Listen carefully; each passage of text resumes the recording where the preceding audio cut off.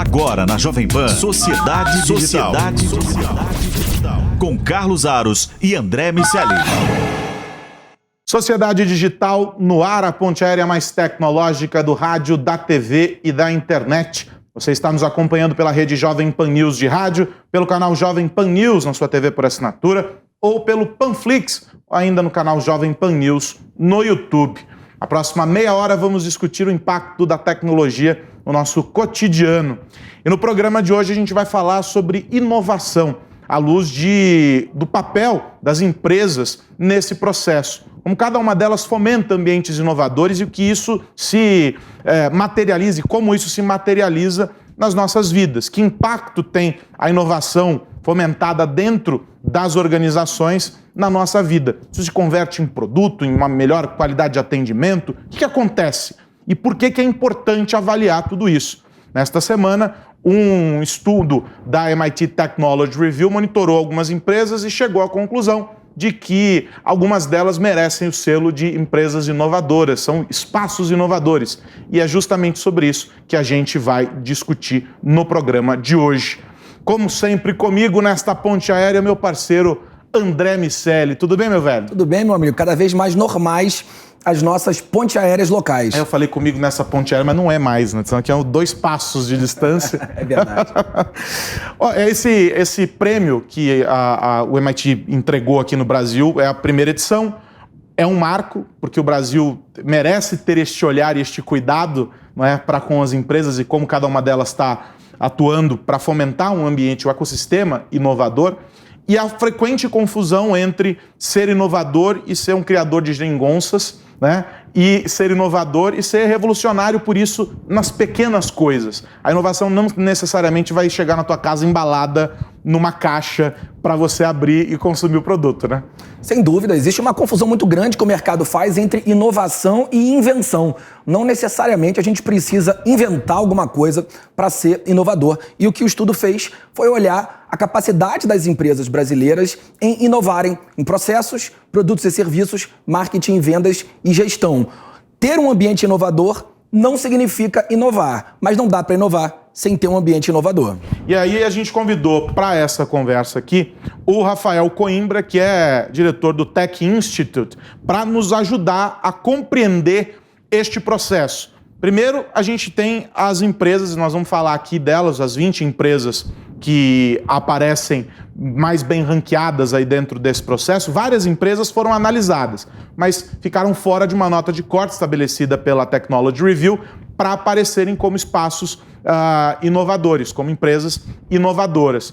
E a gente vai entender como é que esse processo impacta, portanto, não só o ambiente de negócios, mas a sociedade de maneira geral. Rafa, é bom tê-lo aqui de novo com a gente. Tudo bem, Aros e André? Prazer é meu.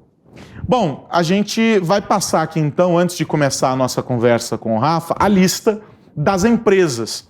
Vamos ver quais são essas empresas de diversos segmentos. A gente rapidamente comenta aqui, André, antes de passar a bola para o Rafa, para as pessoas entenderem a dimensão do que foi avaliado pelo estudo. A gente tem a lista aí na tela. Ó, na sequência aqui, André, do que a gente está vendo, tá? Ambev, Braskem, C&A, Banco Carrefour e Cisco. Pegar esse grupinho para a gente avaliar. São setores diferentes, são empresas grandes e que tiveram aí nesse passado recente, vamos colocar os últimos 2, 3 anos, um impacto importante nos segmentos em que atuam. São bem significativas. Dá para dizer que é uma presença óbvia no topo da lista, não? Aros, existe uma correlação direta, é claro, entre capacidade de investimento e inovação. Então, se a gente imaginar que quem tem mais grana vai conseguir inovar, ou pelo menos vai reunir aquelas capacidades fundamentais para que a inovação aconteça, dá para dizer que era esperado. Óbvio, talvez seja demais, mas era esperado. Vale dizer que o estudo não ranqueia as empresas dentro dessa lista final. São as 20 mais inovadoras. Esse é um ranking entre todas as empresas que participaram. Mais de 1.000 começaram, 400 foram avaliadas, pouco mais de 70 certificadas e essas foram as 20 mais bem colocadas. Aí a gente segue com Conexa Saúde, G4 Educação, Generali, Hospital Albert Einstein e o iFood.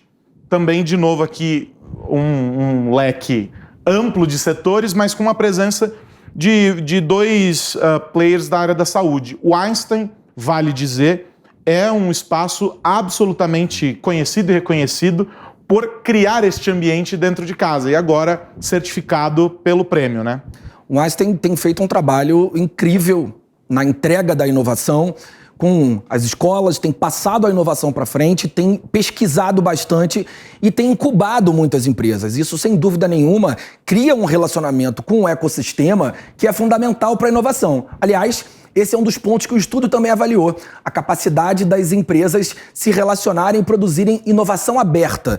Conhecerem as startups, usarem inovações que acontecem nas startups e incorporarem essas inovações nos seus modelos de negócio. E, de uma maneira geral, as empresas brasileiras ainda patinam muito nesse ponto específico. O Einstein, ao contrário da média, faz isso muito bem. Aí a gente segue na lista com Movida, Nestlé, Olist, Omnify e Reserva. E aí aqui vale dizer sobre o tempo de vida de cada uma dessas empresas. A gente pegar a Nestlé aqui, tá atravessando o século, e aí figurando em um prêmio, em um selo de inovação, ou seja, claramente uma empresa que conseguiu atravessar o tempo, fazendo a sua transformação constante. E aí a gente tem empresas mais novas, vamos pegar a Movida, Olist, que já nasceram sob a ótica de uma economia mais digital e com a tecnologia como DNA.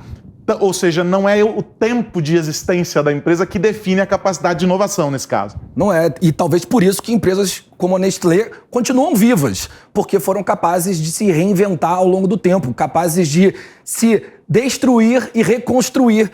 São empresas que renovaram completamente e provavelmente, se a gente olhar a composição do faturamento dela hoje, ela não tem absolutamente nada a ver com o que era no início da sua jornada. E aí a gente fecha com o SAS, a Siemens, Tecban, Vibra Energia e o Imob. Também um leque curioso como o anterior, em que você tem um mix aí bem interessante. Aí vale o registro aqui nesse caso do SAS, que é uma empresa que dentro de casa faz o exercício de fomentar a inovação, mas é uma empresa que viabiliza a inovação dentro de outras organizações, ou seja, o SAS, no fim do dia, tem um papel super estratégico para outras empresas, justamente pelo papel central que ocupa nessa ideia de um negócio cada vez mais orientado a dados, né?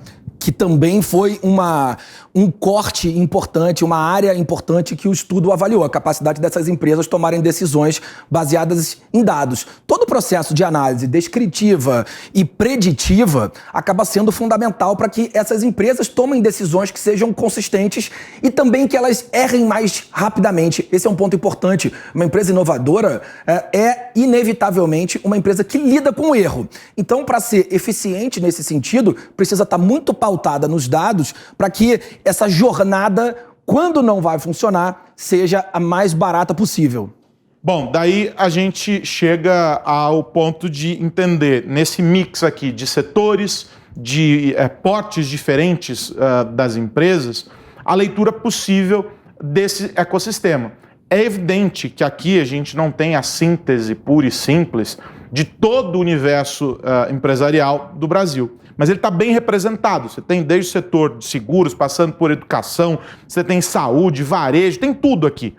E aí é importante a gente perceber o quanto a gente tem ainda que avançar. Porque há várias empresas que, quando a gente pensa no setor 1, 2 ou 3, automaticamente o nome dessas empresas aparece.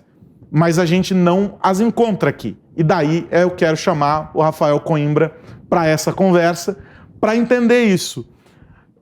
O que a gente tem aqui, qual leitura você faz, Rafa, dessa lista, esses 20 que conseguiram receber esse selo, essa certificação, e o que está faltando nesse processo para a gente dizer que essa lista que tem 20 pode chegar a 40, pode chegar a 100, nós poderíamos ter, no mundo ideal, um número muito maior de empresas com o selo de Innovative Workplaces aqui no Brasil.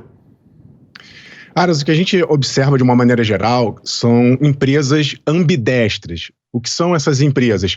Elas têm o desafio de tocar o seu dia a dia, elas não podem parar suas operações, não podem esquecer o centro do seu negócio, tem que fazer a máquina girar, né, dinheiro, receita, mas não dá para ficar parado.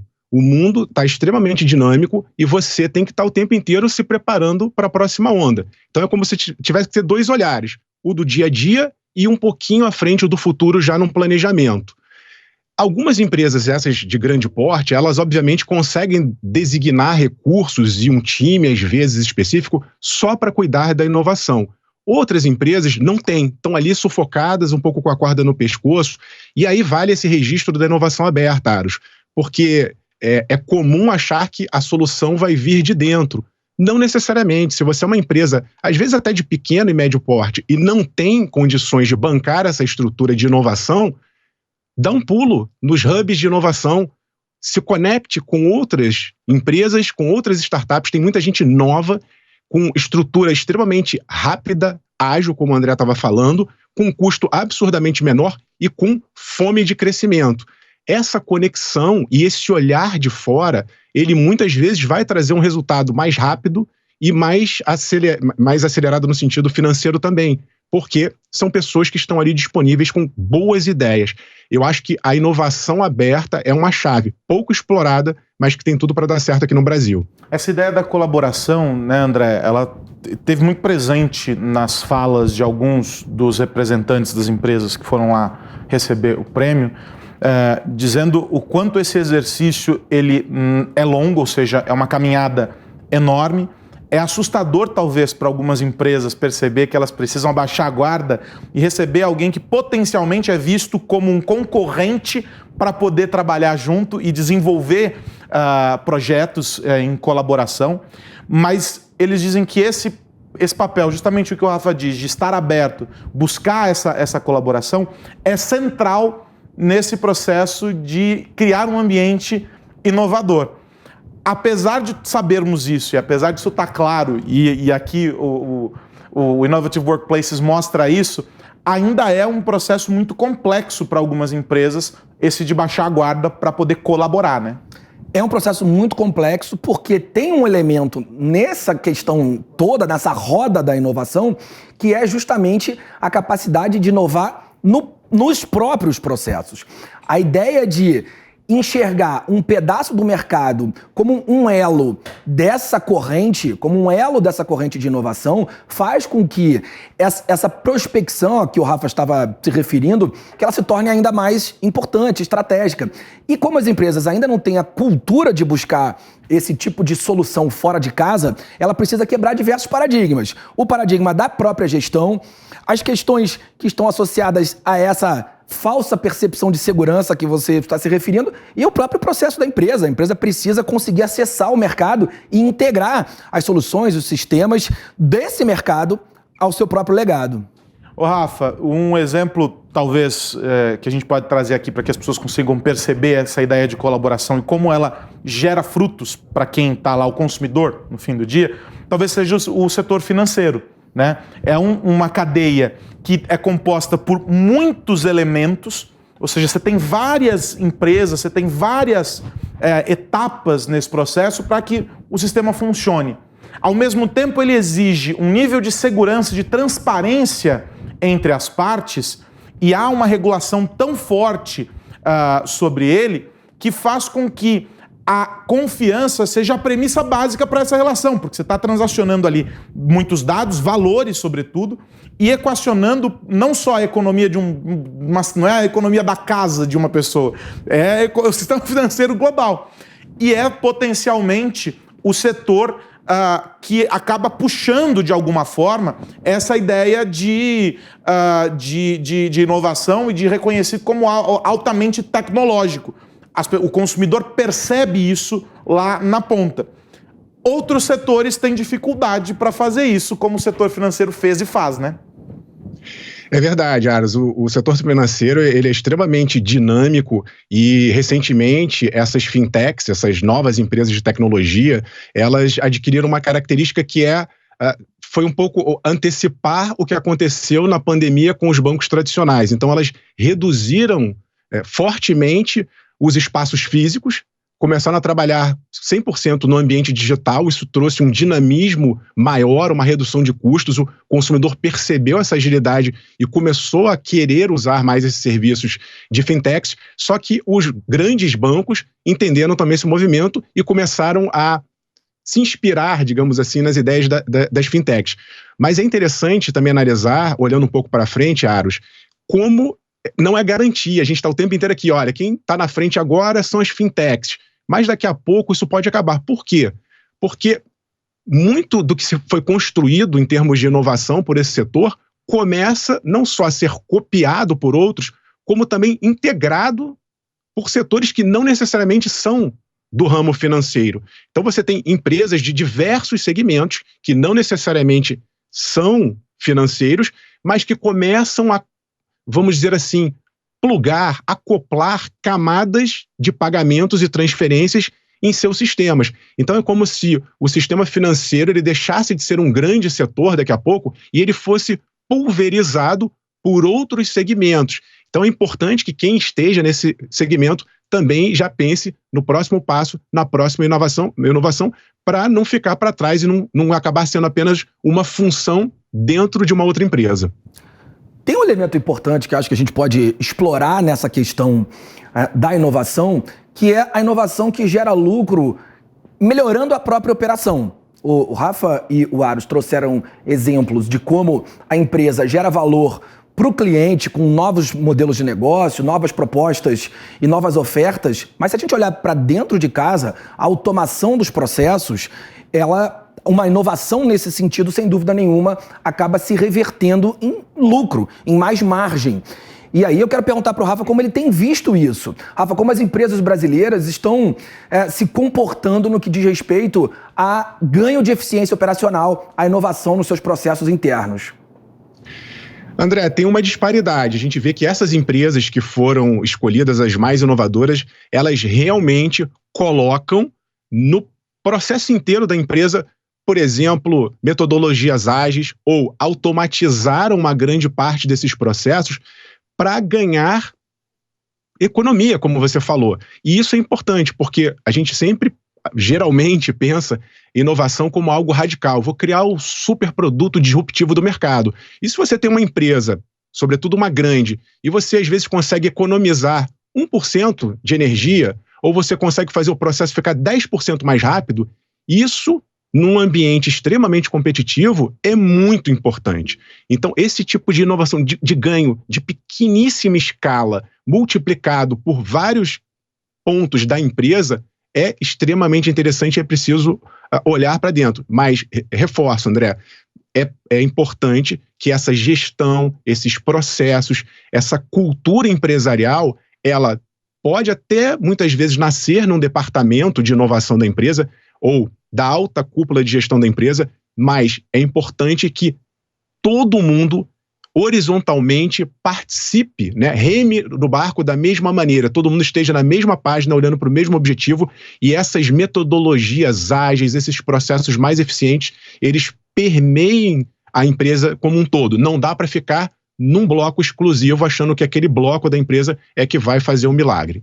Agora, tem um ponto nessa história que é o papel da liderança, né? A gente discute muito a figura do líder e ela vem ganhando nomenclaturas e adereços diferentes ao longo do tempo, mas essa é uma figura central.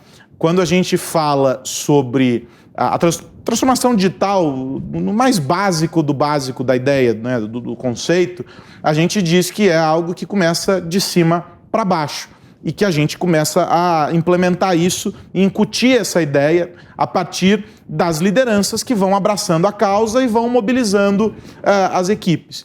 Mas o papel das lideranças, e aí, se a gente for buscar lá os relatórios que a McKinsey publicou agora no ano passado, e olhando para o papel de alguns líderes diante da Covid, quais eram as principais ações que eles deviam observar para que se mantivessem relevantes dentro desse processo. A Accenture fez também alguns estudos com clientes nesse sentido, observando que o papel do líder mudou.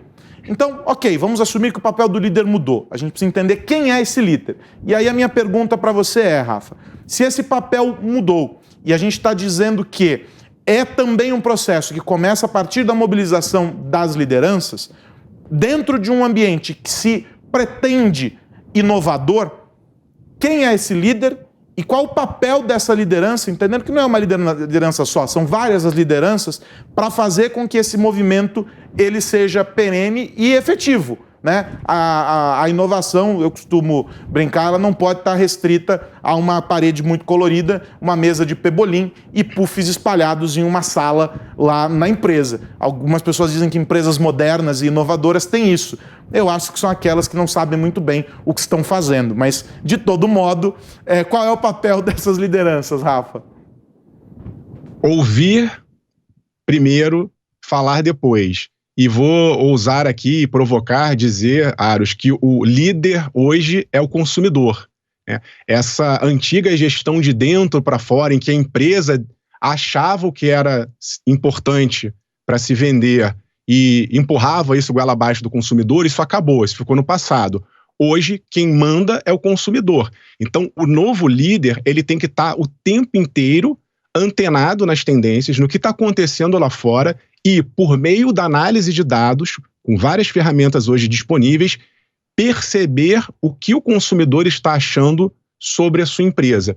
E a partir dessa leitura externa, de fora para dentro, ele sim vai orquestrar o conjunto dos seus colaboradores. Ele não pode ser mais aquela liderança hierárquica, ditatorial. Ele tem que saber ouvir os seus colaboradores, ouvir o consumidor e fazer com que a máquina ande da maneira mais rápida possível, testando o que tiver que ser testado e entregando a melhor experiência para o consumidor. Um ponto que entendo que vale a pena a gente explorar, especialmente se a gente comparar as empresas brasileiras com a de outras regiões do mundo onde o estudo foi feito, é o fato de que as empresas brasileiras, no geral, conseguem lidar bem com o processo de inovação em marketing e vendas.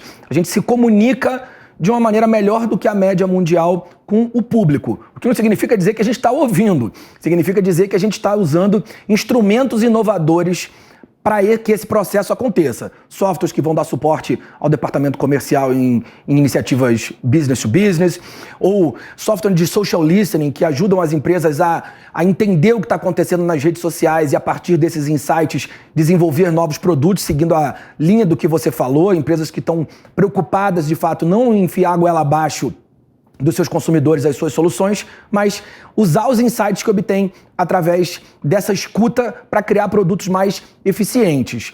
Você enxerga, Rafa, que as empresas brasileiras estão prontas para continuar inovando nesse processo de comunicação?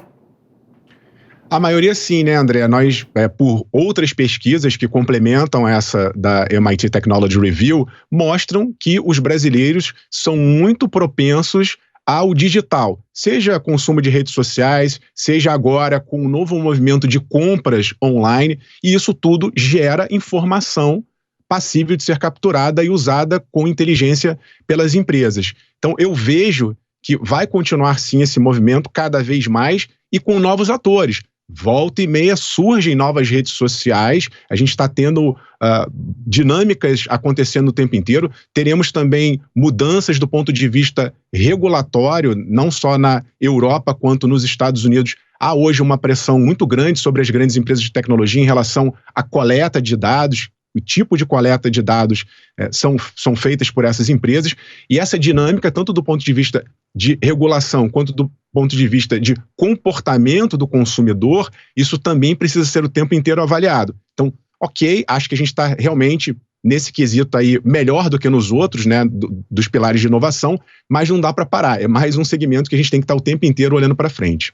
Rafa, para a gente fechar, ainda sob a perspectiva do impacto que essas empresas geram sobre as nossas vidas, e para quem nos acompanha agora e está se percebendo distante dessa relação, falando, isso aí que eles estão falando não tem nada a ver comigo, a empresa inovadora é legal, sucesso, vão ganhar mais dinheiro, mas tem tudo a ver com as nossas vidas. Nós somos, em algum momento, funcionários, em outro momento, clientes dessas empresas, estamos consumindo produtos e serviços o tempo todo.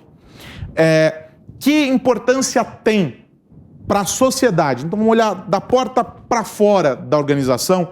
Que importância tem um ambiente inovador nesse momento que a gente atravessa?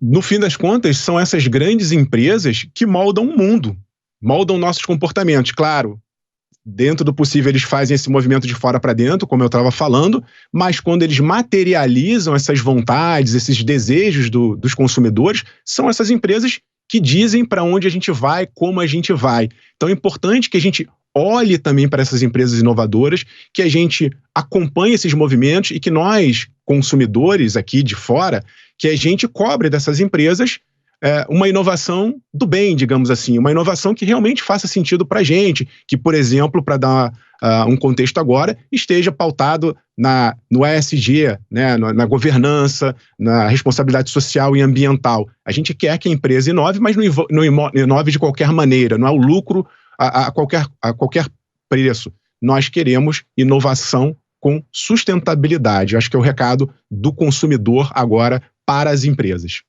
Deixa eu agradecer o Rafael Coimbra, ele que é diretor do Tech Institute e esteve aqui conosco para discutir essa premiação, essa lista com as 20 empresas mais inovadoras do Brasil, o Innovative Workplaces da MIT Technology Review, um estudo importante que nos ajuda a entender em que pé estão as coisas sob o tópico inovação aqui no Brasil.